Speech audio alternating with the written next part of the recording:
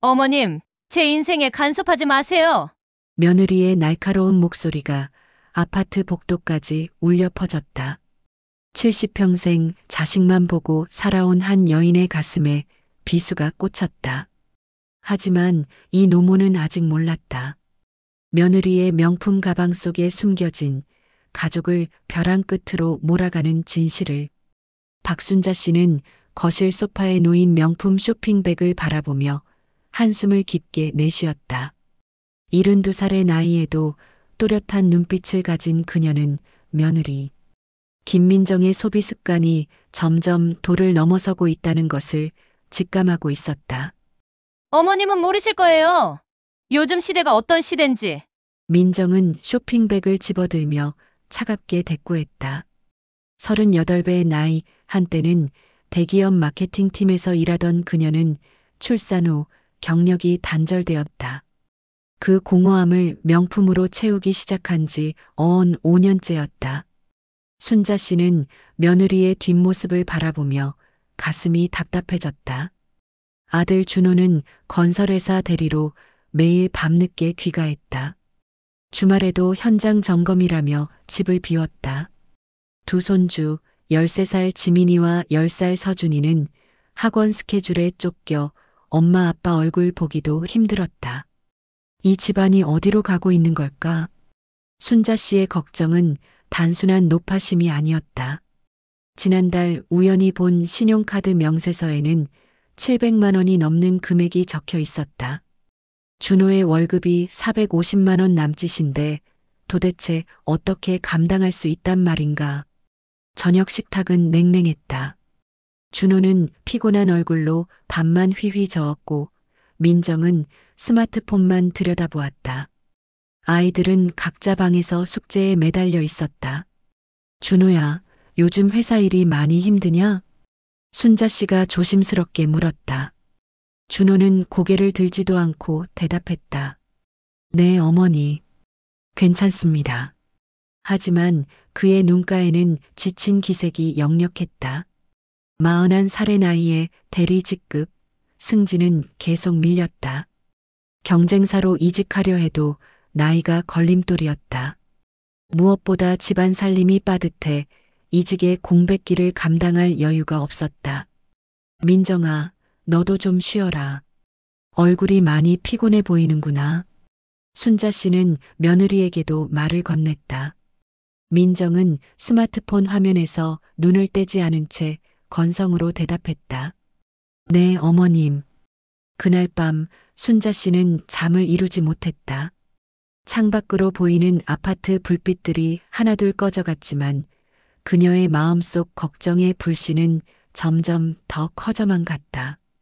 일주일 후 사건이 터졌다. 순자 씨는 집안 정리를 하다가 우연히 민정의 방에서 신용카드 독촉장 5통을 발견했다. 손이 떨렸다. 총 연체 금액은 2,300만 원. 그것도 3개의 카드사에서 온 것이었다. 이게 대체 어떻게 된 일이야? 순자 씨는 참을 수 없었다. 민정이 백화점에서 돌아오자마자 독촉장을 내밀었다. 어머님, 제 방을 왜 마음대로 뒤지세요? 민정이 버럭 소리를 질렀다. 얼굴이 새빨개진 채 독촉장을 낚아챘다. 뒤진 게 아니야. 청소하다가 우연히 본 거란다. 민정아, 이게 도대체 무슨 짓이냐? 2,300만 원이면. 제 돈으로 제가 쓰는데 무슨 상관이세요? 어머님 돈 한 푼도 안 쓰잖아요. 민정의 목소리는 날카로웠다. 하지만 그 눈빛 어딘가에는 공포가 서려 있었다. 준호 월급으로 어떻게 이걸 갚을 건데. 애들 학원비도 밀렸다며. 관리비도 연체됐다고 하더라. 순자 씨의 목소리가 떨렸다. 그녀는 평생 검소하게 살아온 사람이었다.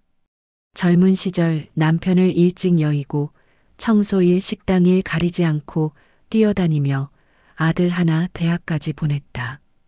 빚이란 것을 입에 담는 것조차 두려워하던 여인이었다. 어머님은 요즘 세상을 몰라요. 제가 명품 하나 안 들고 나가면 사람들이 어떻게 보는지 아세요? 동창 모임에 나가도 학부모 모임에 나가도 다들 저를 무시해요. 민정이 울분을 토했다. 그녀의 목소리에는 분노와 함께 깊은 열등감이 배어 있었다. 그런 사람들이 진짜 친구냐? 너를 가방으로 판단하는 사람들이 무슨 의미가 있어? 어머님은 절대 이해 못하실 거예요. 어머님 시대하고 지금은 다르다고요. 민정은 방문을 쾅 닫고 들어가 버렸다. 순자 씨는 거실에 주저앉았다. 70평생 이렇게 마음이 아픈 적이 없었다. 그날 밤 준호가 돌아왔을 때 순자 씨는 아들과 마주 앉았다. 준호야, 내 아내가 카드빚이 2천만 원이 넘는다는 걸 알고 있었니? 준호의 얼굴이 굳어졌다. 그는 알고 있었다. 하지만 어떻게 할 도리가 없었다. 매달 최저 납입액만 겨우 내고 있을 뿐이었다. 어머니, 제가 해결하겠습니다. 어떻게? 내 월급으로 어떻게 이걸 다 갚을 건데? 애들 학원비는? 생활비는? 준호는 대답하지 못했다. 그저 고개를 숙인 채 주먹을 불끈 쥐었을 뿐이었다. 한 달이 지났다. 상황은 더욱 악화되었다. 민정은 어느 날 갑자기 집을 나가 친정에 가버렸다. 아이들은 엄마가 없는 집에서 할머니와 아빠 사이를 오가며 불안해했다. 할머니, 엄마는 언제 와요? 지민이가 눈물을 글썽이며 물었다. 순자 씨는 손녀를 꼭 안아주었다. 곧 올 거야. 엄마가 지금 좀 힘든 일이 있으셔서 그래. 하지만 민정은 돌아오지 않았다. 대신 준호에게 이혼하자는 문자 메시지만 보내왔다. 나 이렇게 못 살겠어. 당신 엄마도 나를 이해 못하고 당신도 나한테 관심 없잖아. 그냥 끝내자. 준호는 휴대폰을 쥔 손이 떨렸다. 회사에서도 실수가 잦아졌다. 과장은 그를 불러 경고했다. 김대리, 요즘 무슨 일 있어? 이번 프로젝트 보고서도 엉망이고 현장 관리도 제대로 안 되고 있어. 정신 좀 차려. 죄송합니다. 정신 차리겠습니다. 하지만 집으로 돌아가는 지하철 안에서 준호는 무너져 내렸다. 차창에 비친 자신의 모습이 낯설었다.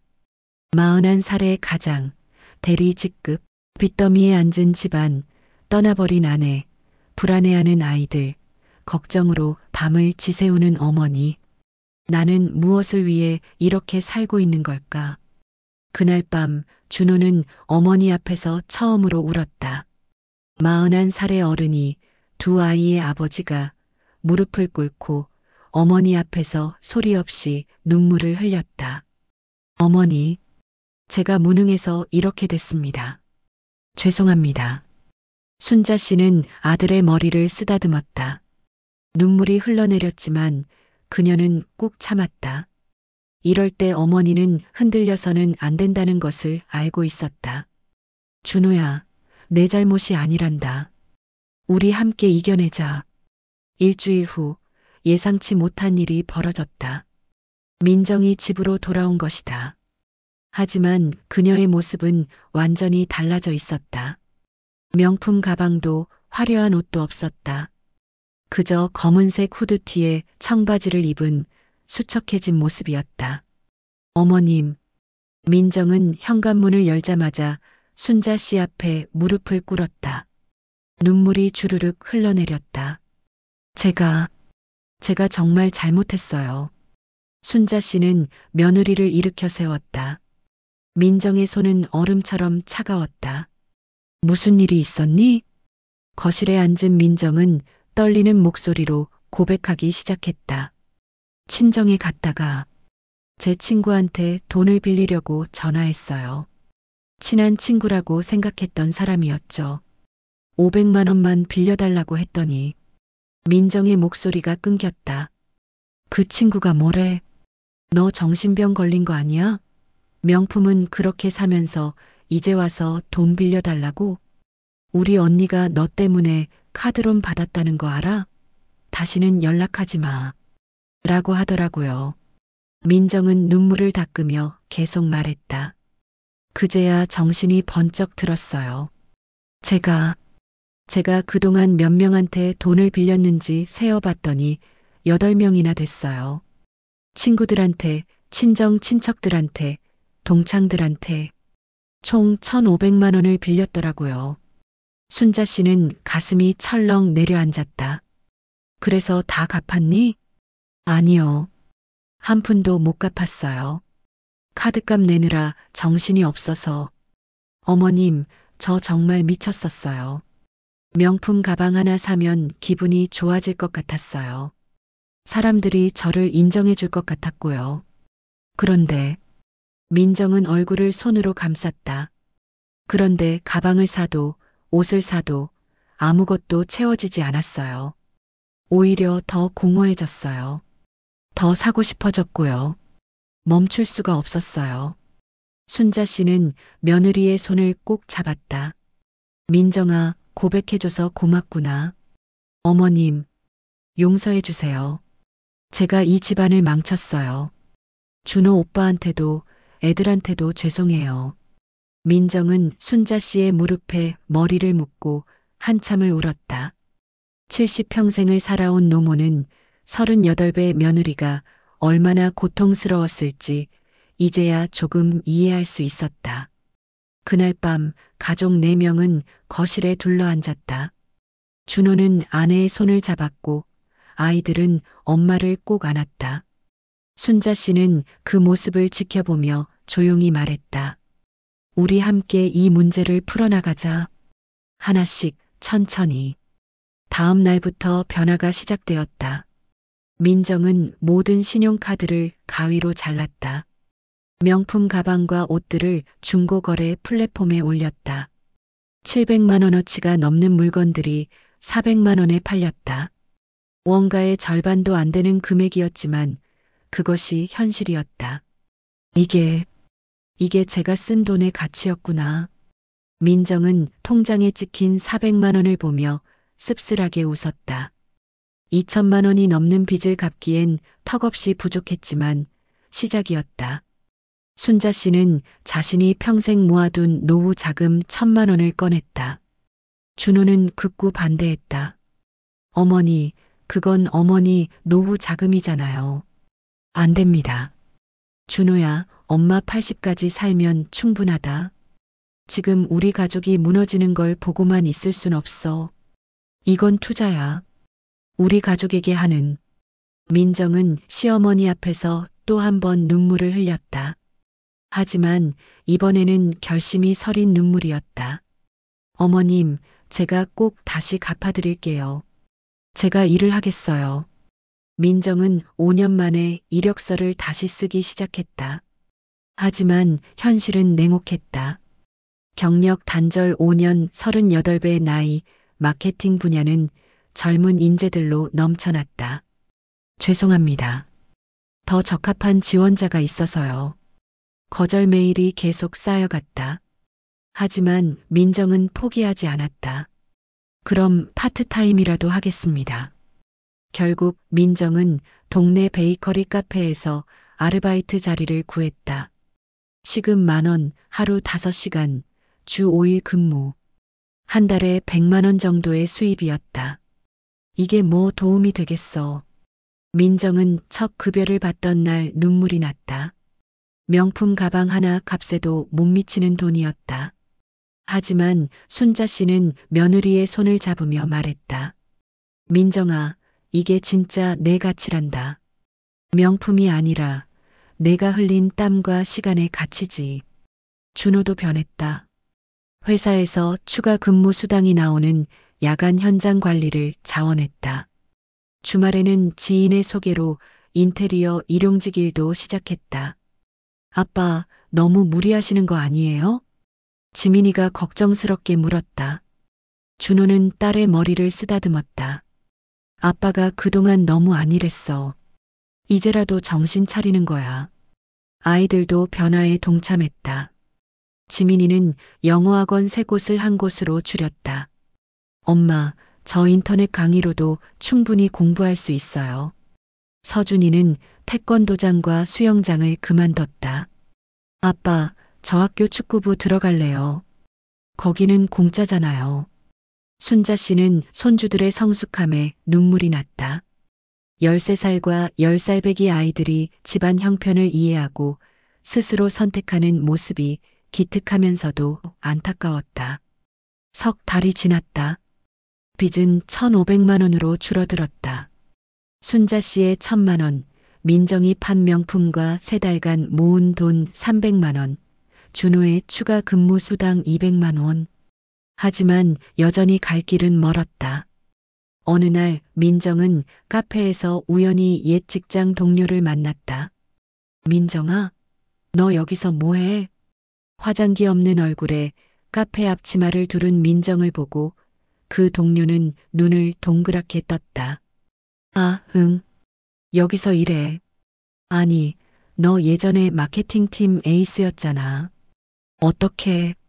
순간 민정은 부끄러움이 밀려왔다. 하지만 이내 고개를 들었다. 응, 나 지금 새로 시작하는 중이야. 인생 이막. 그 말을 하는 민정의 눈빛은 맑았다. 예전에 명품 가방을 들고 다닐 때보다 훨씬 더 당당했다. 한편 준호는 회사에서 예상치 못한 제안을 받았다. 김대리, 요즘 일하는 태도가 달라졌어. 신규 프로젝트 팀장 맡아볼래? 팀장은 차장급 직책이었다. 월급이 100만 원 가까이 오르는 것을 의미했다. 저 정말요? 제가 감사합니다. 준호는 그날 밤 집에 돌아와 가족들에게 소식을 전했다. 모두가 환호했다. 오빠 축하해. 당신이 노력한 결과야. 민정이 남편을 껴안았다. 예전에는 남편의 직급이 낮다고 불만을 토했던 그녀였다. 하지만 지금은 진심으로 남편을 자랑스러워했다. 1년이 지났다. 빚은 모두 갚았다. 민정은 카페 일을 계속하면서 온라인으로 마케팅 재교육 과정을 들었다. 그리고 마침내 중소기업 마케팅 팀장 자리를 얻었다. 경력 단절 6년 만에 복귀였다. 민정아, 축하한다. 순자 씨는 며느리를 꼭 안아주었다. 민정은 눈물을 글썽였다. 어머님 덕분이에요. 어머님이 그때 저를 포기하지 않으셨으니까. 우리는 가족이잖니. 가족은 서로를 포기하지 않는 거야. 준호는 팀장이 된 후 프로젝트를 성공적으로 마무리하며 회사에서 인정받았다. 차장 승진도 눈앞이었다. 아이들도 변했다. 지민이는 학원을 줄였음에도 성적이 더 올랐다. 엄마, 저 이제 스스로 공부하는 법을 알 것 같아요. 서준이는 학교 축구부에서 주전 선수가 되었다. 할머니, 저 이번에 시합에서 골 넣었어요. 순자 씨는 손주들이 진짜 성장하는 모습을 보며 흐뭇해했다.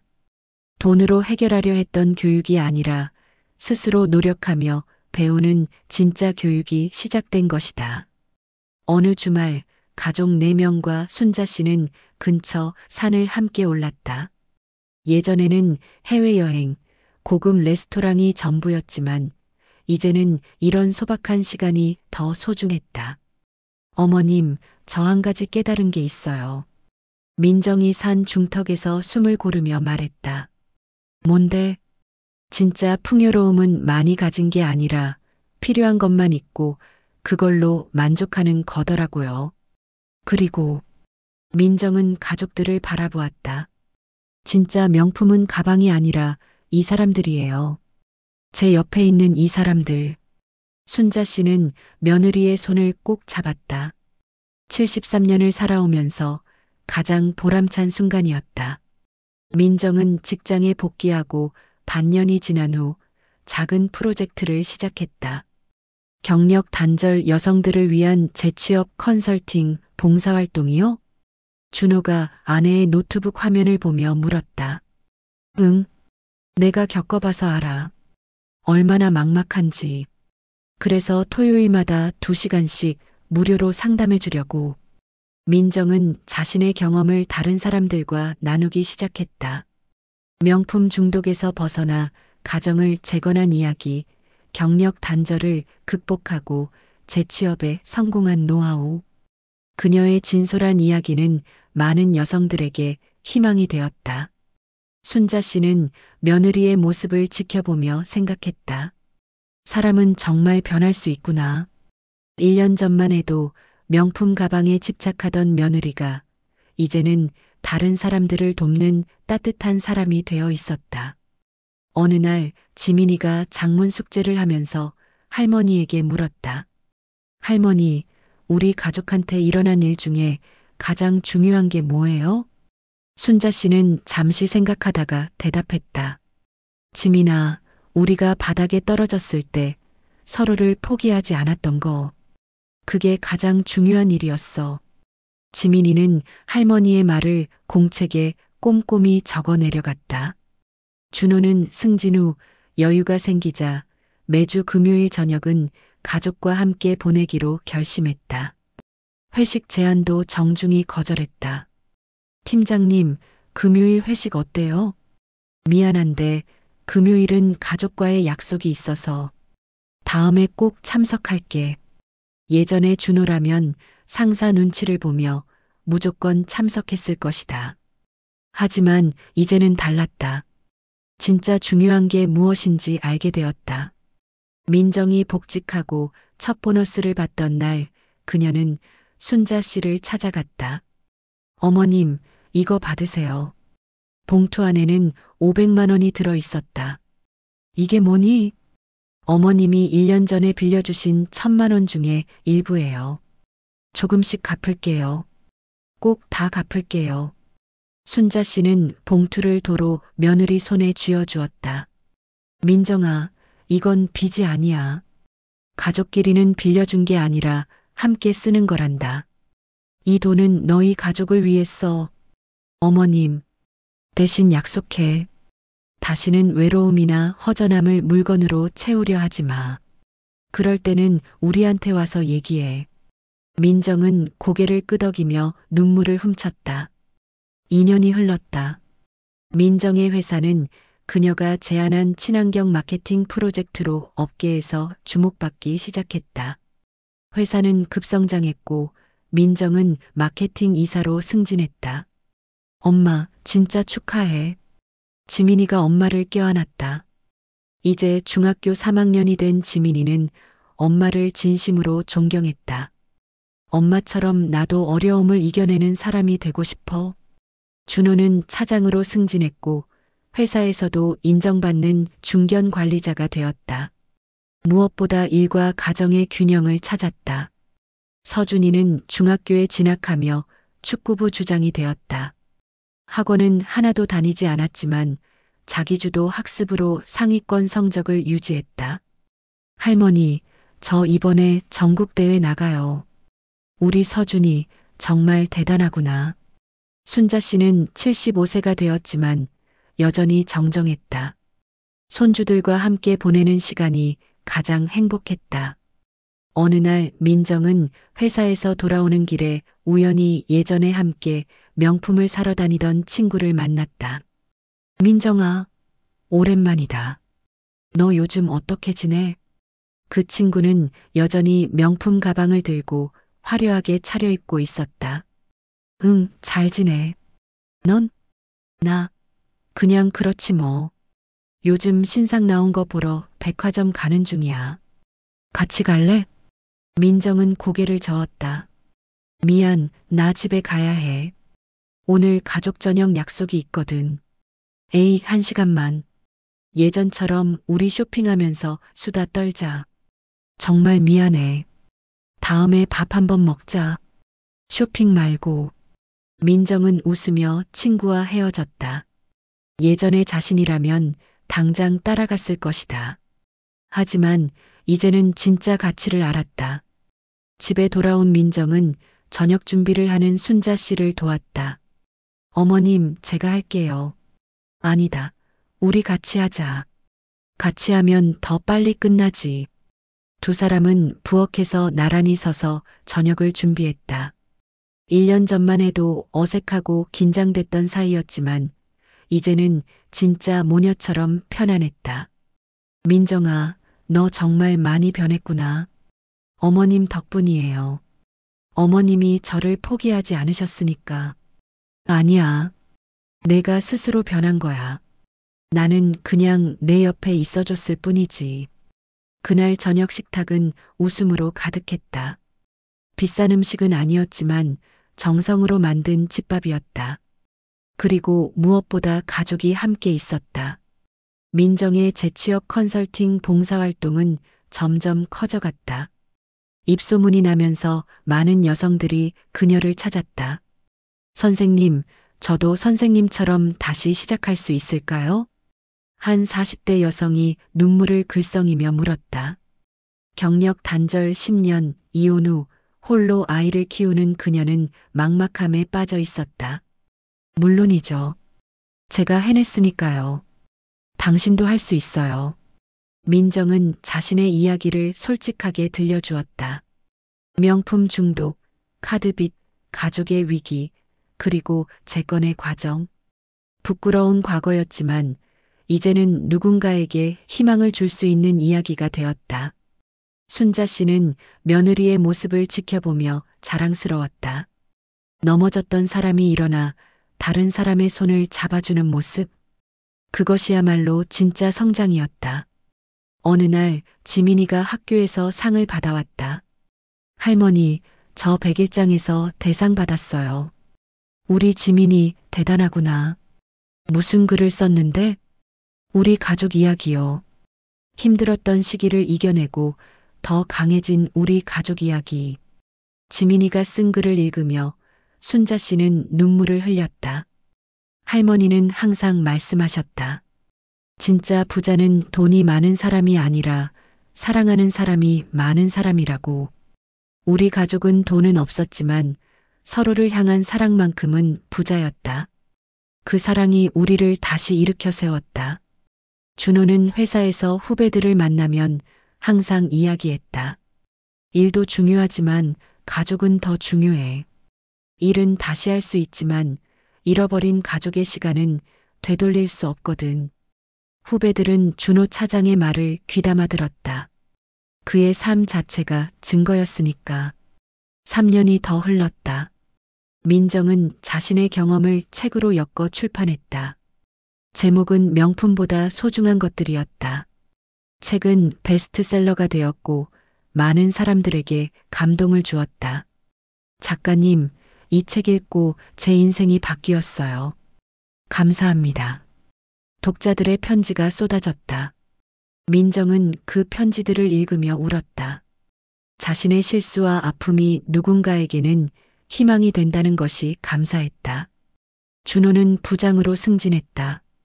48의 나이에 이룬 성과였다. 늦었지만 그 과정에서 배운 것들이 더 소중했다. 지민이는 명문대에 합격했다. 학원을 많이 다니지 않았지만 스스로 공부하는 힘을 길렀기에 가능한 일이었다. 할머니, 제가 대학 가면 교육학을 공부하고 싶어요. 그래서 나중에 어려운 환경의 아이들을 가르치고 싶어요. 우리 지민이 참 착하고 훌륭하구나. 서준이는 고등학교 축구부 에이스가 되었다. 프로 구단에서 스카우트 제의도 들어왔다. 할머니, 저 축구 선수 되고 싶어요. 그래서 나중에 할머니랑 가족들 다 경기장에 초대할 거예요. 그래, 서준아. 내가 하고 싶은 일을 해라. 할머니는 내 편이야. 순자 씨는 78세가 되었다. 건강이 예전 같지는 않았지만 마음만큼은 젊었다. 무엇보다 가족이 행복한 모습을 보는 것이 최고의 보약이었다. 어느 주말 온 가족이 모여 사진을 찍었다. 5년 전 위기의 시절에는 상상도 못했던 평화로운 모습이었다. 자, 다들 웃으세요. 사진사가 말했다. 하지만 말하지 않아도 모두의 얼굴에는 진심 어린 미소가 떠올라 있었다. 사진을 찍고 난 후 민정이 순자 씨에게 다가왔다.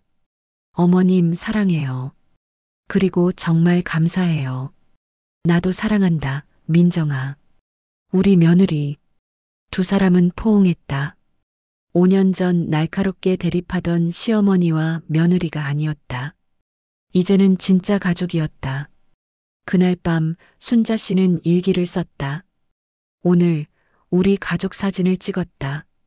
78년을 살아오면서 가장 행복한 순간이었다. 5년 전 우리는 무너질 뻔했다. 빚더미, 갈등, 오해, 분노. 모든 것이 우리를 짓누르고 있었다. 하지만 우리는 포기하지 않았다. 서로를 포기하지 않았다. 며느리는 변했다. 명품에 집착하던 그 아이가 이제는 다른 사람을 돕는 따뜻한 사람이 되었다. 아들도 변했다. 일에만 매달리던 그 아이가 이제는 가족의 소중함을 아는 아버지가 되었다. 손주들도 자랐다. 물질이 아닌 진짜 가치를 아는 아이들로. 나는 이제 여한이 없다. 내 인생의 마지막 장을 이렇게 아름다운 가족들과 함께 보낼 수 있어서 감사하다. 댓글로 여러분의 생각을 들려주세요. 그리고 이런 감동적인 이야기가 더 보고 싶으시다면 구독 버튼도 꼭 눌러주세요.